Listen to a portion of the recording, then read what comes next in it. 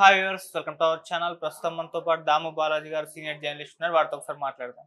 Sir నమస్కారం sir. నమస్తే. Sir, Johnny master కు మరొక షాక్ తగిలింది సార్. సో తనకు తిరు సినిమాకి నేషనల్ అవార్డు వచ్చింది. కాకపోతే ఇప్పుడు ఆ నేషనల్ అవార్డుని వాళ్ళు క్యాన్సిల్ చేసేసారు. తన పైన ఫోక్సో కేసు కింద నమోదైందని చెప్పేసి.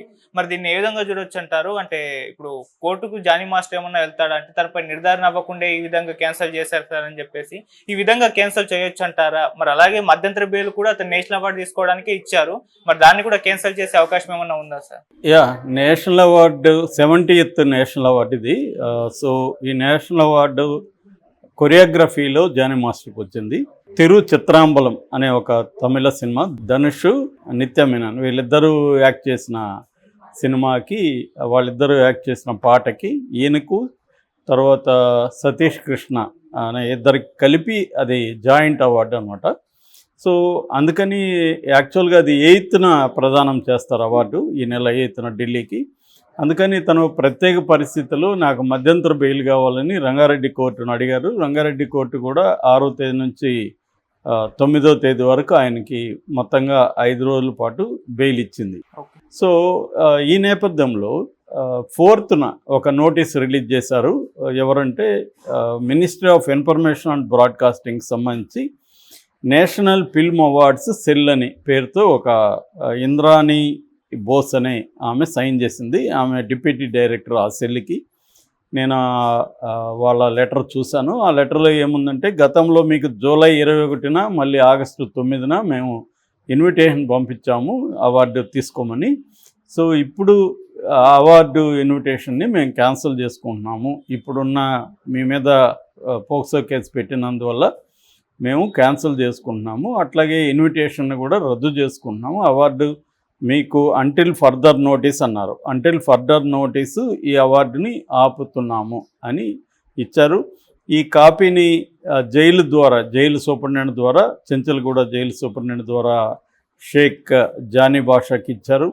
దాని తర్వాత వాళ్ళ కౌన్సిల్ అడ్వకేట్ ప్రణవ్ రావుకి ఇచ్చారు. తర్వాత స్పెషల్ పీపీ, దీంట్లో స్పెషల్ పీపీ నరేష్ కుమార్కి ఇచ్చారు, తెలంగాణ స్పెషల్ పీపీ. అట్లాగే నార్సింగ్ పోలీస్ స్టేషన్ హౌస్ ఆఫీసర్కి కూడా వీళ్ళు ఇచ్చారు. సో ఇది ఎప్పుడైతే వీళ్ళు ఇప్పుడు అవార్డు కోసమే ఈయన బెయిల్కి అప్లై చేశాడు. అవార్డు మేము ఇవ్వట్లేదని చెప్తున్నారు వాళ్ళు. ఇవ్వనప్పుడు ఇంకా బెయిల్ అవసరం లేదు కదా, అందుకని కోర్టు బెయిల్ రద్దు చేసిందని కూడా అంటున్నారు. సో ఆయనకి మామూలుగా అయితే ఈ రోజు నుంచి 9వ తేదీ వరకు బెయిల్ ఉంది. ఎల్లుండే ఆయన ఢిల్లీకి వెళ్ళి అవార్డు తీసుకోవాలి. ఆ ఏర్పాట్లన్నీ కూడా ఆయన ఢిల్లీకి ప్రయాణం అవన్నీ కూడా ఏర్పాట్లు చేసుకున్నట్టుగా తెలుస్తుంది. ఇప్పుడు అవన్నీ కూడా ఆయన క్యాన్సిల్ చేసుకునే పరిస్థితి. ఇప్పుడు నిజానికి ఇది జానీ మాస్టర్ ఖచ్చితంగా షాక్ అని చెప్పాలి. ఎందుకంటే ఆయన మామూలుగా అవార్డు రావడం అంత ఈజీ కాదు. ఇప్పటివరకు తెలుగులో 5 వచ్చాయి కొరియోగ్రఫీకి. సో అలాంటిది ఈయన తెచ్చుకోవడం అనేది మాటలు కాదు. ఇప్పుడు ఆ అవార్డు రాకపోవడం అనేది ఖచ్చితంగా అది పెద్ద దెబ్బ అవుతుంది ఆయన కెరీర్కి కూడా అది. సో ఈ అవార్డు మరి అంటిల్ ఫర్దర్ నోటీస్ అన్నారు, అంటే ఏంటి అనేది ఎక్స్ప్లెయిన్ చేయాల. నిజానికి ఇప్పుడు దీని మీద రకరకాల భిన్నమైన వాదనలు ఉన్నాయి. దీని మీద ఆయన కోర్టుకు వెళ్తాడని కూడా చెప్తున్నారు. ఎందుకంటే ఇలాగా ఇప్పుడు ఒక వ్యక్తి మీద ఆరోపణలు రాగానే అతనేదో నేరం చేసినట్టుగా అవార్డు ఎందుకు ఇవ్వరు అనేది ఇప్పుడు పెద్ద సమస్య. అతను ప్రూవ్ కాలేదు. అతని మీద ఒక అమ్మాయి ఆరోపించింది. ఆరోపణ వేరు, నిరూపణ వేరు. సో నిరూపణ కాకముందే ఓన్లీ ఆరోపణ స్టేజ్లోనే అతను అవార్డుకి అర్హుడు కాదు అని చెప్పడం కరెక్ట్ కాదు. ఇది అతను కొరియోగ్రఫీలో ఎక్సలెన్సీకి అతనికి అవార్డు ఇస్తున్నారు. సో దానికి దీనికి లింక్ పెట్టి చేస్తే ఎవరైనా కూడా ఇట్లాంటి అవార్డులు వచ్చిన వాళ్ళ మీద రేపొద్దున ఒక అమ్మాయి వచ్చి ఆరోపణ చేస్తే, కేసు పెడితే అతనికి అవార్డు ఇవ్వరా అన్న ప్రశ్న ఇప్పుడు వస్తుంది. ఇప్పుడు అవార్డులు ఇచ్చిన వాళ్ళందరూ నీతిమంతులే ఉన్నారు, వాళ్ళ మీద కేసులు లేవా అన్న చర్చ నడుస్తుంది. అట్లాగే మనకి ఇంకా ముఖ్యమంత్రుల దగ్గర నుంచి మంత్రులు, కేంద్ర మంత్రుల దాకా పార్లమెంట్లో 60 నుంచి 40% వరకు అందరి మీద క్రిమినల్ కేసులు ఉన్నాయి. మరి వీళ్ళందరూ మనల్ని పరిపాలిస్తున్నారు, వీళ్ళకి మనకి అవసరమైన చట్టాలని వాళ్ళే తయారు చేస్తున్నారు. ఇవన్నీ ఉన్నప్పుడు ఇప్పుడు జగన్ మీద 15 కేసులు ఉన్నాయి. ఆయన 5 ఏళ్ళు ముఖ్యమంత్రి ఉన్నాడు. కేజ్రీవాల్ మీద కేసు పెట్టారు, ఆయన ముఖ్యమంత్రిగా ఉన్నాడు. జైలు నుంచి కూడా ఆయన ముఖ్యమంత్రిగా పరిపాలించాడు. అట్లాగే ఇప్పుడు జార్ఖండ్ హేమంత్ సోరెన్ ముఖ్యమంత్రిగా మళ్ళీ ఆయన ప్రమాణ స్వీకారం చేశాడు, జైలుకి వెళ్ళొచ్చాడు. మరి వీళ్ళకేవి ఇట్లాంటివి ఉండవా? ఈ మోరల్స్ డబుల్ స్టాండర్డ్స్ బీజేపీ ప్రభుత్వం ఎందుకు చేస్తుంది అనేది ఇప్పుడు పెద్ద ప్రశ్న.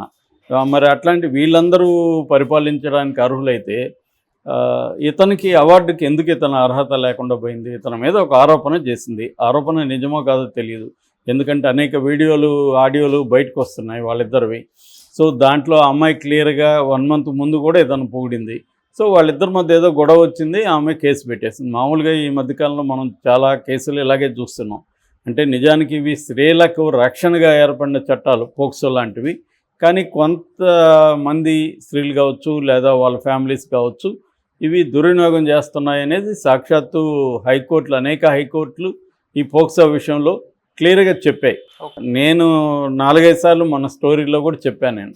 అంటే 16 ఏళ్ల అమ్మాయి ఒక 18 ఏళ్ల అబ్బాయిని సెడ్యూస్ చేస్తుంది ఈ అమ్మాయి. సో దాని తర్వాత వాళ్ళ ఇంట్లో వాళ్ళకి తెలిసి ఈ అబ్బాయి మీద రేప్ కేసు పెట్టేసి పోక్సో పెట్టేస్తారు. పోక్సో పెట్టిన వల్ల జైలుకి వెళ్ళిపోతాడు. సో దీని మీద ఇట్లాంటి కేసులు కోర్టులు, హైకోర్టులు ఎక్కువగా వచ్చినప్పుడు చాలాసార్లు హైకోర్టులు జడ్జిలే బాధపడ్డారు. ఇది క్లియర్గా తెలుస్తుంది, ఆ అమ్మాయి సెడ్యూస్ చేసింది. ఆ అమ్మాయికి ఏజ్ మన చట్టంలో ఉన్న ప్రకారం అయితే ఆ అమ్మాయి బాలిక గుర్తించి పోక్సో వర్తిస్తాము, ఆ అబ్బాయి జీవితం నాశనం అయిపోతుంది. ఇక్కడ ఇద్దరు కలిసి చేశారు, ఈ అమ్మాయే అతన్ని సెడ్యూస్ చేసింది. అందుకని ఇండియాలో ఇప్పుడు మారిన కండిషన్లు, ఎందుకంటే ఇవాళ జనరేషను చిన్నప్పటి నుంచే ఫోన్లు వచ్చేసాయి. వాళ్ళు ఫోన్ అనేది కూడా వాళ్ళకి అలవాటు అయిపోయింది. 7వ క్లాస్ 8వ క్లాస్ నుంచే వాళ్ళు ఇది సెక్సువాలిటీకి అలవాటైపోతున్న సెక్సువల్ దీనికి. సో ఇలాంటిది ఉన్నప్పుడు ఓన్లీ అబ్బాయిల్ని ఇక్కడ విక్టిమ్స్ చేయడం అనేది కరెక్ట్ కాదు. అమ్మాయిలు విక్టిమ్స్, అబ్బాయిలు పెర్పెట్రేటర్స్ అని చెప్పి కేసు పెడుతున్నారు, అబ్బాయిలు విక్టిమ్స్గా మారిపోతున్నారు. అంటే ఇద్దరు కలిసి చేసిన దానికి ఒక్కరి నేరంగా అయిపోతుంది. ఇది కోర్టు, అందుకని కోర్టులు అనేక సార్లు ఏం చెప్పాయంటే ఈ 16 ఏళ్ల వయసును 18 ఏళ్ళకి పెంచండి, సెక్సువల్ ఏజ్ ఆఫ్ గర్ల్స్ 18 ఏళ్ళకి పెంచండి అని అనేకసార్లు కోర్టు సెంట్రల్ గవర్నమెంట్ అడుగుతున్నాయి. కానీ సెంట్రల్ గవర్నమెంట్ పట్టించుకోవట్లేదు. ఎందుకంటే చాలా దేశాల్లో కూడా 16 ఏళ్ళకి తగ్గించేశారు. దీనికి కారణం క్లియర్గా అమ్మాయిల మెచ్యూరిటీ అనేది చాలా అర్లీగా వచ్చేస్తుంది. వీళ్ళు అబ్బాయిల్ని చాలాసార్లు రెచ్చగొడుతున్నారు. అబ్బాయిలు దానికి తలొగ్గి వీళ్ళతో కలిసినప్పుడు ఓన్లీ అబ్బాయిలు మాత్రమే బలవుతున్నారు. ఎందుకంటే ఈ పోక్సోలో క్లియర్గా ఏం చెప్తుందంటే మైనర్ అమ్మాయి ఇష్టపూర్వకంగా సెక్స్లో పాల్గొన్నా కూడా అమ్మాయి తప్పు లేదు, అబ్బాయిదే అని చెప్తుంది. ఇది అన్యాయం కదా అనేది ఇప్పుడు కోర్టులు మాట్లాడుతుంది. ఈ అమ్మాయి 16-17 ఏళ్ళకే చాలా క్లియర్ నాలెడ్జ్ వచ్చేస్తుంది అమ్మాయిలకి. వాళ్ళకి తెలుసు దాని కాన్సిక్వెన్సెస్ ఏంటి అన్నీ తెలిసి వాళ్ళు చేస్తున్నప్పుడు అబ్బాయి మాత్రమే 18 ఏళ్ళు వచ్చాయి కాబట్టి అబ్బాయి మాత్రమే నేరస్తుడు ఎలా అవుతాడు అనేది కోర్టులే అడుగుతున్నాయి. ఇప్పుడు ఇవేవి లేకుండా ఇతని మీద ఒక కేసు పెట్టిన దానికి అవార్డు క్యాన్సిల్ చేయడం అనేది చాలా వివాదాస్పదంగా ఉంది. మరి వీళ్ళు ఏమన్నా కోర్టుకి కానీ వెళ్తే మాత్రం ఇది మంచిదే. కోర్టు కూడా ఇట్లాంటి విషయాలు ఎలా చెప్తుందనేది చూడవచ్చు.